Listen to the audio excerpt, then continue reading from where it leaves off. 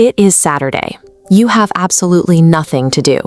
There are no meetings on the calendar, no deadlines hanging over your head, and no one expecting you to be anywhere at any specific time. And then, within roughly 4 minutes, something starts crawling up your chest.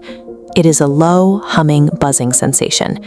Your brain immediately starts running an inventory scan of your entire life. Did I forget to send that email on Thursday? I should probably be doing laundry right now. I haven't worked out today. You sit there doing exactly what you plan to do, and you feel an overwhelming sense that you are wasting your weekend. You feel unbelievably lazy. I have seen thousands of people describe this exact sensation. We feel an intense, uncomfortable guilt for doing absolutely nothing on our days off. This is a highly specific, modern psychological trap. To understand why your brain is actively sabotaging your peace, we have to look at your neurochemistry. Every single time you complete a task, your brain rewards you with a hit of dopamine. Pop psychology often labels dopamine as the pleasure chemical, but that is a dangerous oversimplification. Dopamine is the molecule of pursuit, of motivation, and of completion. Because of the modern world, you are constantly completing microtasks. You send a text, you clear a notification, you check a to-do list. You are operating on a relentless, high-speed treadmill of continuous low-level rewards. When you finally sit down on that couch on a Saturday afternoon and there is nothing left to complete, the pursuit stops. The dopamine plummets. Your brain is ancient, and it has been trained by years of this constant task completion loop. It associates this sudden stillness with a profound absence of reward. Your body reads that chemical drop as a biological signal that you have stopped moving out in the wild, and therefore you are dangerously vulnerable. You are not hyper-disciplined for refusing to sit still. You are chemically addicted to the feeling of finishing things. That buzzing, uncomfortable guilt you feel on the couch is withdrawal. Biology is only half of the equation, because your chemistry was hijacked by something much older. To find the root of this, we have to rewind history and go back 4 centuries to Northern Europe in the 1600s.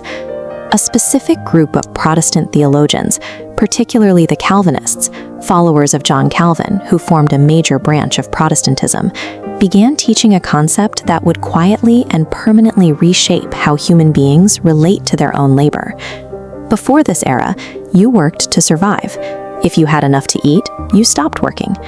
But these theologians taught a radical new idea, that hard work is deeply moral.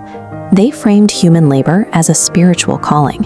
Productivity became the ultimate evidence of moral goodness and divine favor. If you were working hard from sunrise to sunset, it meant you were a good person, which meant the opposite was also true. Idleness was no longer seen as a natural state of rest.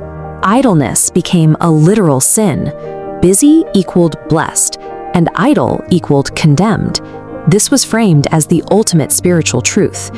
It successfully equated a person's constant, visible labor with their inherent worth as a human being. In 1905, a German sociologist named Max Weber wrote a book about this phenomenon. He called it The Protestant Ethic and the Spirit of Capitalism. Weber argued that this specific religious idea was too powerful to stay inside the church. It leaked. It leaked into global economics, into our education systems, and into the Industrial Revolution. Fast forward to today. You might not be religious in the slightest, but the operating system they built is still running on your hardware. We stripped the theology out of the culture, but we kept the guilt. Think about the very first question you are asked at a dinner party.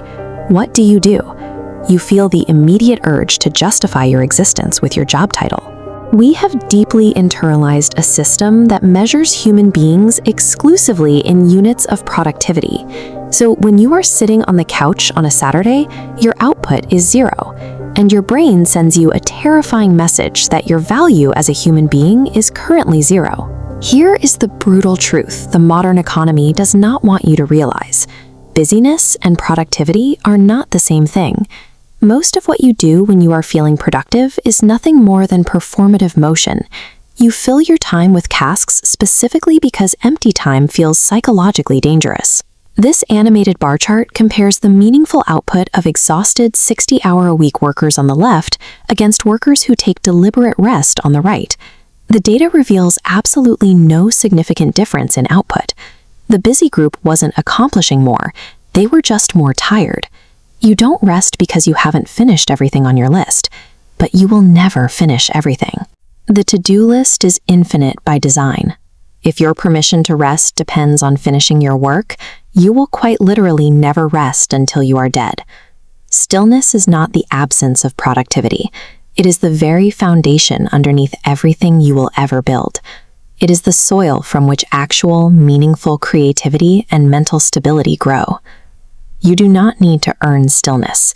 You do not need to earn the right to exist today through an endless, exhausting performance of usefulness.